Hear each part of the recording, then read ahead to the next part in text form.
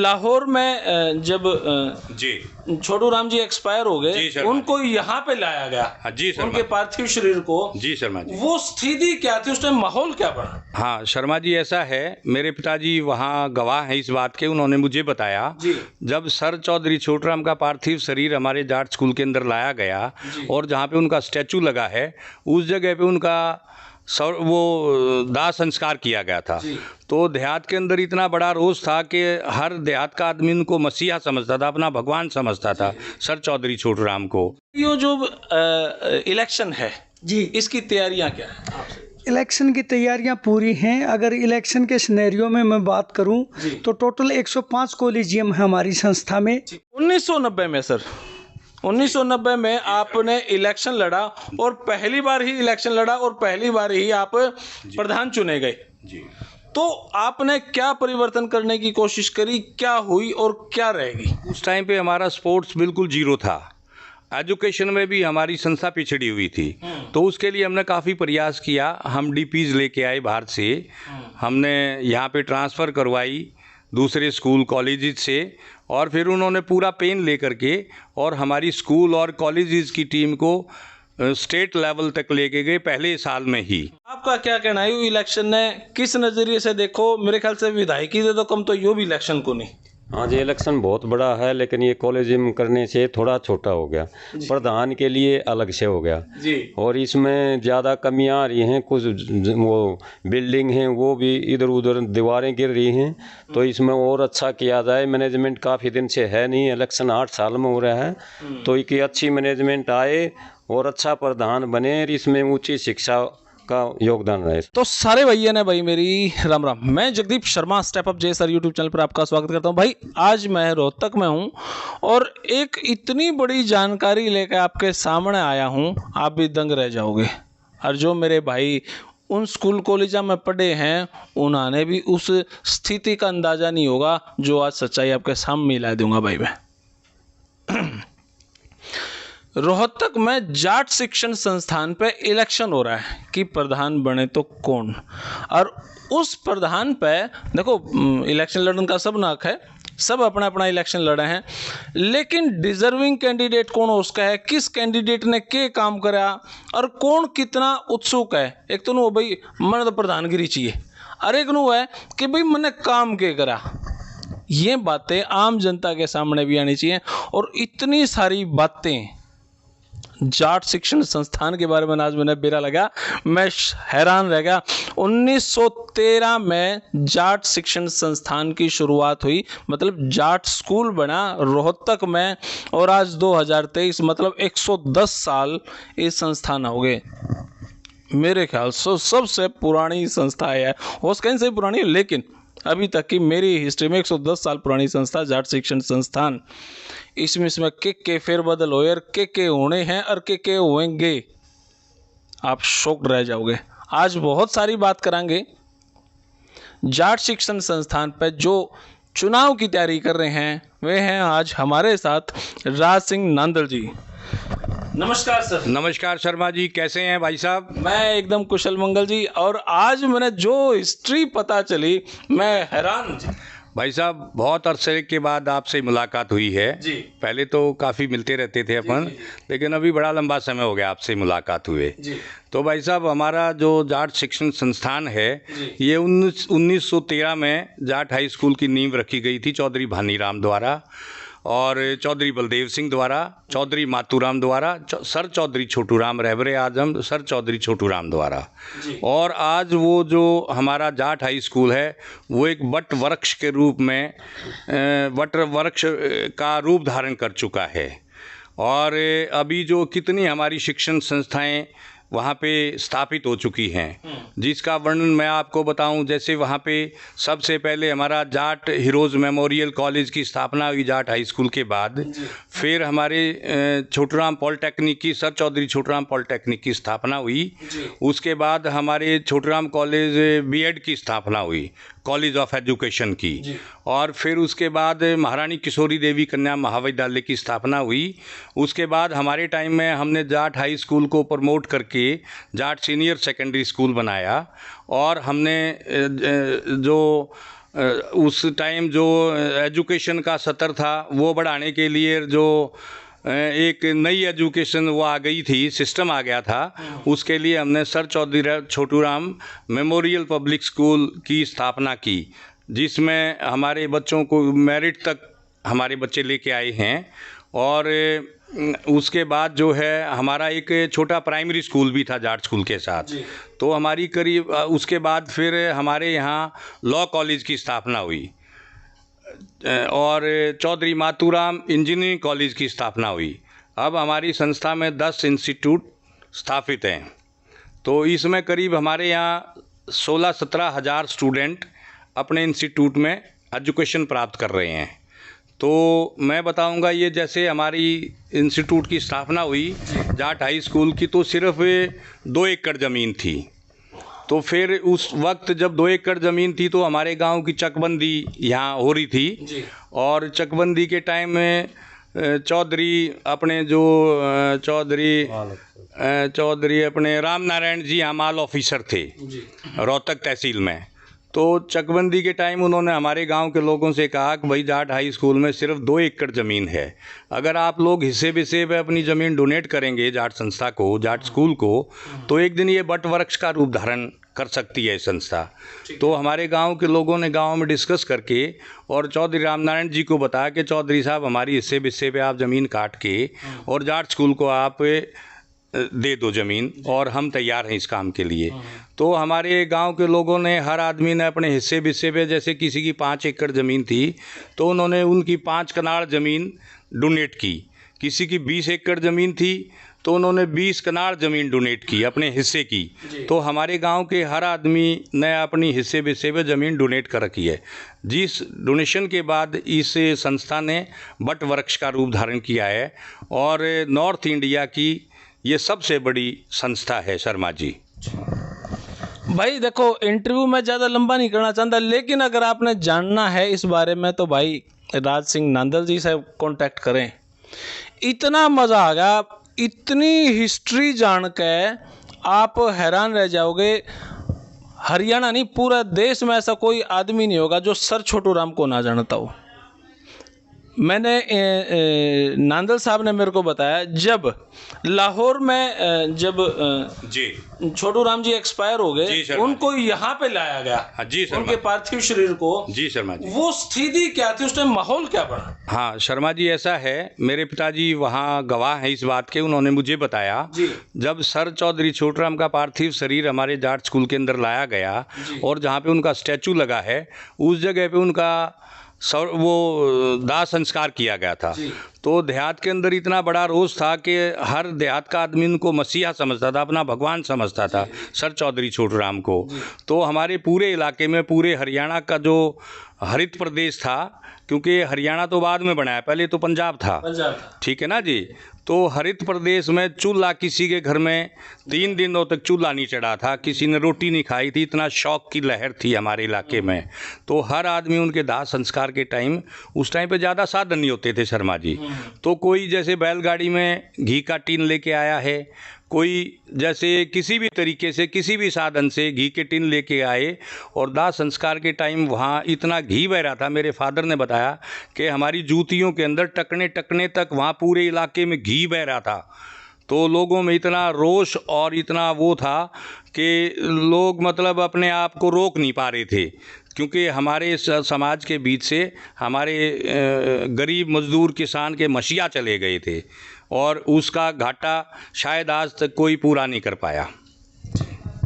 देखो, मतलब दाह संस्कार के टाइम पे नॉर्मली, अब इस बात ने अन्यथा ना लें, इस दाह संस्कार के टाइम पे 5 किलो 10 किलो घी किसी आम अंत्येष्टि पे लगा है, लेकिन पिप्पे के पिप्पे लाना और इतना घी उस लोकेशन पर होना कि आपके टकने तक ढक जावे घी में, इसका मतलब कितनी जनता उनसे प्यार करे थी। और जाट शिक्षण संस्थान में इस गांव का हर परिवार ने अपनी ज़मीन डोनेट करी। कितनी बड़ी बातें हैं। आज अगर आप रोहतक में जाओ, उस लोकेशन को देखो जहाँ पे सर छोटूराम जी का वो लगा रखा है स्टैचू, तो उस जगह को महसूस करना कि वहाँ पे घी कितना होगा, कितनी बड़ी बातें हैं। 1990 में सर, 1990 में आपने इलेक्शन लड़ा और पहली बार ही इलेक्शन लड़ा और पहली बार ही आप प्रधान चुने गए जी। तो आपने क्या परिवर्तन करने की कोशिश करी, क्या हुई और क्या रहेगी? शर्मा जी, मैं 14 जनवरी 1990 को इलेक्ट हुआ। पहले डायरेक्ट चुनाव होता था, ठीक है, president, vice president, secretary, treasurer का। तो हमारा डायरेक्ट चुनाव था। हर जितने लाइफ मेंबर थे हमारे 8,500 लाइफ मेंबर थे, वो हमारे वोटर थे संस्था के। तो उनकी वोट से मैं इलेक्ट हुआ था। तो उसके बाद संस्था में के अंदर हम गए, हमने देखा भाई बहुत सारी कमियां थी। उन कमियों को दूर करने का हमने काफ़ी प्रयास किया। जैसे स्पोर्ट्स में, पहले जाट स्कूल में स्पोर्ट्स बहुत अच्छा होता था। जाट कॉलेज में भी हमारे स्पोर्ट्स के बच्चे जितने थे वो इंटर यूनिवर्सिटी तक जाते थे, लेकिन उस टाइम पे हमारा स्पोर्ट्स बिल्कुल जीरो था। एजुकेशन में भी हमारी संस्था पिछड़ी हुई थी। तो उसके लिए हमने काफ़ी प्रयास किया। हम डीपीज लेके आए बाहर से, हमने यहाँ पे ट्रांसफ़र करवाई दूसरे स्कूल कॉलेजेस से, और फिर उन्होंने पूरा पेन ले करके और हमारी स्कूल और कॉलेजेस की टीम को स्टेट लेवल तक लेके गए पहले साल में ही। और जाट कॉलेज की टीम जैसे हमारी इंटर यूनिवर्सिटी तक खेल के आई। और एजुकेशन में भी हमने एक्स्ट्रा कोचिंग दिलवाई, उनको एक्स्ट्रा क्लासेस लगवाई, जिससे हमारे बच्चे गोल्ड मेडल तक लेके आए। यूनिवर्सिटी में टॉप किया है सब यूनिवर्सिटीज़ में, और स्पोर्ट्स में भी गोल्ड मेडल तक हमारे स्पोर्ट्समैन बच्चे जो थे वो गोल्ड मेडल तक लेके आए हैं। देखो, हम बात कर रहे हैं रोहतक में जाट शिक्षण संस्थान की, बात कर रहे हैं हम राज सिंह नंदल जी से। और पर्सनली देखो, अगर राज सिंह नंदल जी की बात करें, हाँ यस है, लेकिन पर्सनल अगर इंटरेस्ट की बात करें जिसका इस जाट शिक्षण संस्थान से कोई लेना देना नहीं, राजेंद्र नगर, न्यू राजेंद्र नगर दिल्ली में इन्होंने हॉस्टल खोल रखा है। किन खातर? राजेंद्र नगर आप जानो हो ना, जहाँ पे ओनली इंग्लिश मीडियम के बालक यूपीएससी की तैयारी करें। हिंदी मीडियम के तो खैर मुखर्जी नगर में है, राजेंद्र नगर में ओनली यूपीएससी की तैयारी बालक कर हैं, और जिनके पेपर क्लियर उनके हॉस्टल खातर हमारे राज सिंह नांदल ने उनका हॉस्टल खोल रखा है, 5 स्टार हॉस्टल। एक नो सोचेंगे 5 स्टार हॉस्टल में तो फीस लेके कि में कर लो, कोई भी खोल लो, फ्री में भाई। किन खातिर? जो गांव के हैं, जो देहात के हैं, जिनका ब्योत नहीं है, उनको फ्री में हॉस्टल दे रखा है।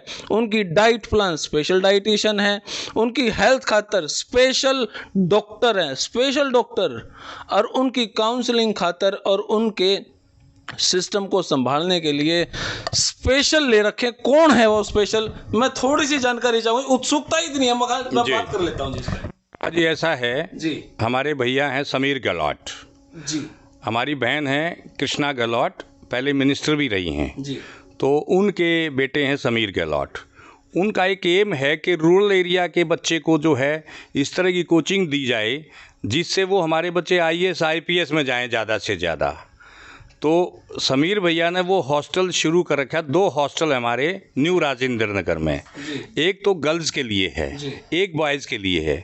गर्ल्स वाला जो हॉस्टल है उसमें 40 लड़कियां हॉस्टल में रह सकती हैं। हॉस्टल के जो रूम्स हैं वो 5 स्टार रूम हैं। वहाँ का जो खाना है वो 5 स्टार होटल जैसा खाना है। और जितने भी इंडिया के जो टॉप IAS IPS हैं वो वहाँ पे फ्री कोचिंग के लिए आते हैं। और ED के जो चीफ होते थे श्री IPS ऑफिसर करनैल सिंह जी, वो वहाँ से रिटायर होने के बाद समीर भैया ने उनसे बात की और वो अपनी सर्विस दे रहे हैं वहाँ पे। दोनों हॉस्टल को वो देख रहे हैं करनैल सिंह जी। उनकी तनख्वाह कितनी है करनैल सिंह? तनख्वाह तो वो फ्री, मतलब सेवा कर रहे हैं। ओके, फ्री सेवा कर रहे हैं। जो हमारे समाज के लोग हैं ना, जो बड़ी बड़ी पोस्टों पे हैं, वो इस बात को महसूस कर रहे हैं कि हम देहात के बच्चों को ऐसी एजुकेशन, ऐसी कोचिंग दें कि वो अपनी एक अच्छी अपनी पहचान बना सकें समाज में और देश की सेवा कर सकें IAS के रूप में और IPS के रूप में। ये भैया का मिशन है, समीर भैया का मिशन है। तो जैसे प्री एग्ज़ाम पास कर लेते हैं बच्चे, प्री एग्ज़ाम पास करने के बाद वहाँ करनैल सिंह जी और हमारे दूसरे IRS हैं, IPS हैं, IAS हैं, वो इंटरव्यू लेते हैं। जो बच्चा गरीब होता है, जिसके पेरेंट्स से उनकी पेइंग कैपेसिटी नहीं है, उन बच्चों को वहाँ रखते हैं हम। और वो वहाँ तैयारी करते हैं, वहाँ कोचिंग करते हैं। इतनी बड़ी अच्छी लाइब्रेरी है 24 घंटे की, है बच्चों के लिए। टोटल फ्री, खाना फ्री, रहना फ्री, कोचिंग फ्री, सब फ्री, सवाल ही पैदा नहीं होता।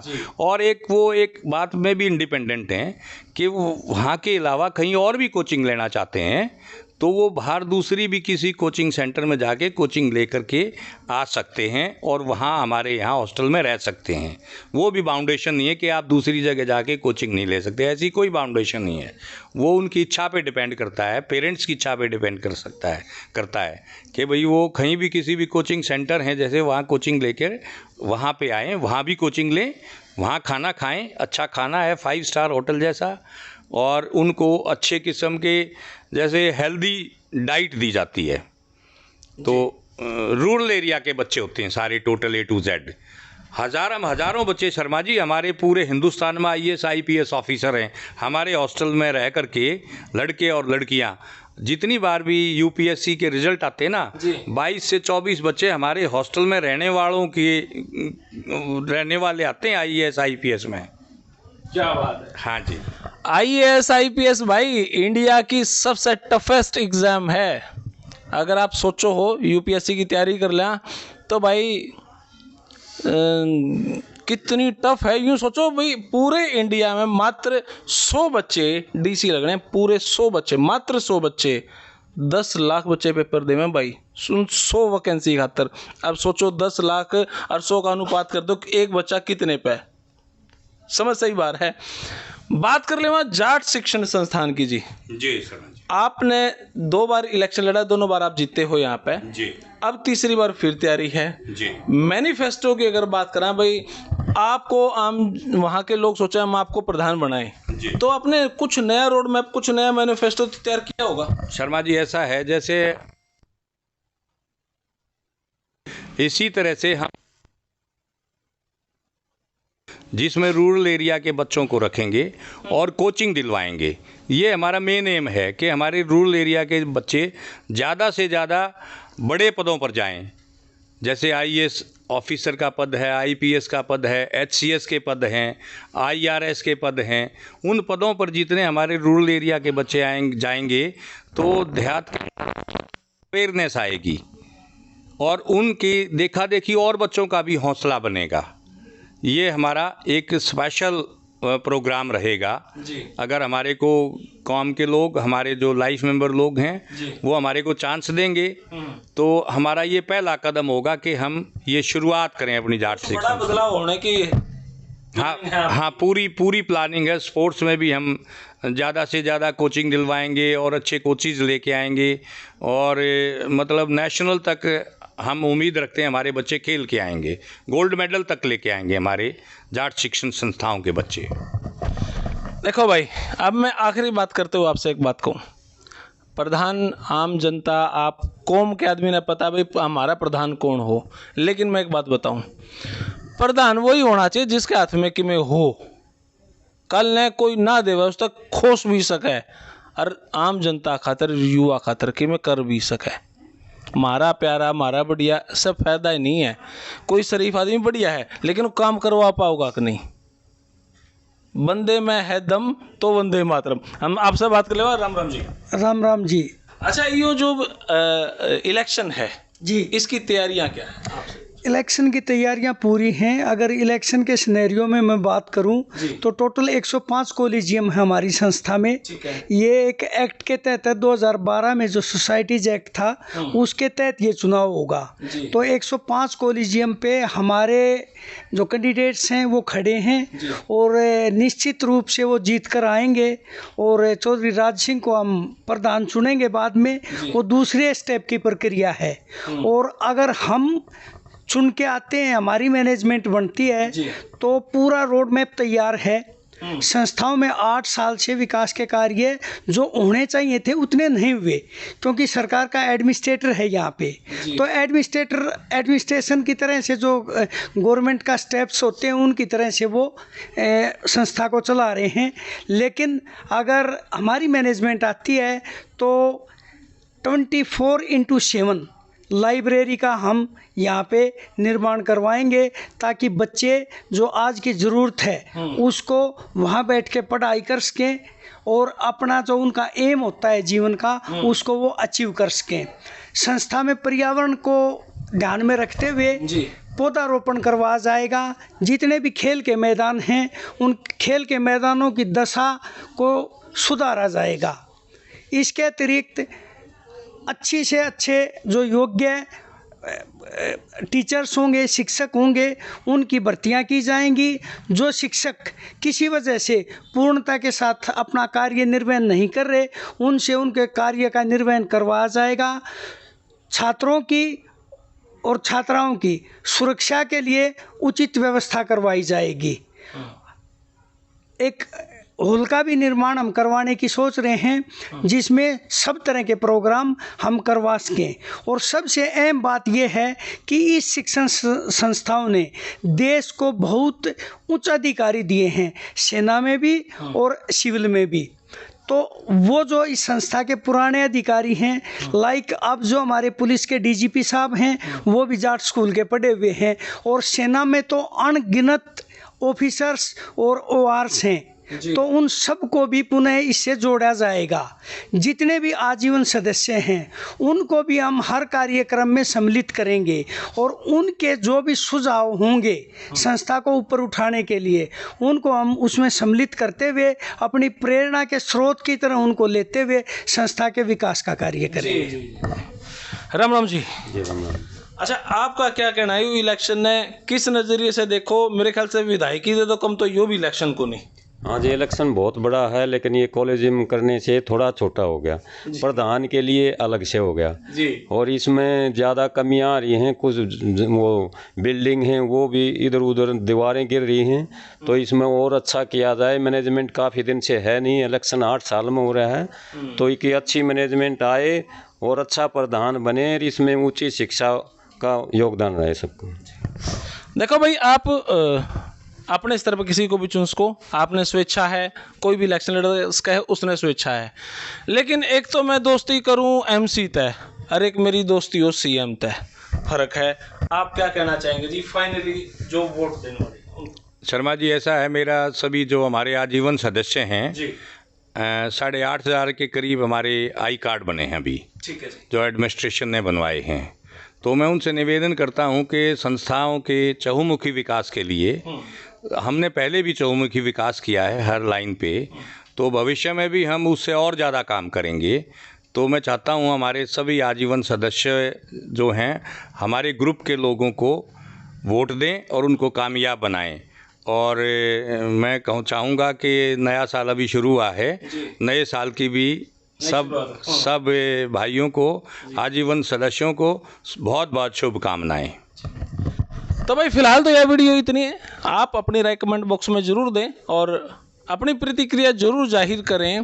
भाई आपको अगर कोई परखना है, जो भी इलेक्शन लड़ रहे हैं, सबसे घर जाकर मुलाकात करो, 5-5, 10-10 आदमी यहाँ भी आओ। और जब जीत आपका मन ठुका है ना, ओढ़े वोट करो। लेकिन मने लगता नहीं यहाँ से आने के बाद आप कितना और जाओगे। तो फिलहाल तो यह वीडियो इतनी। आपने किसी लगी कमेंट बॉक्स में राय दे। तब तक के लिए धन्यवाद। जय हिंद, भारत माता की जय। Thank you.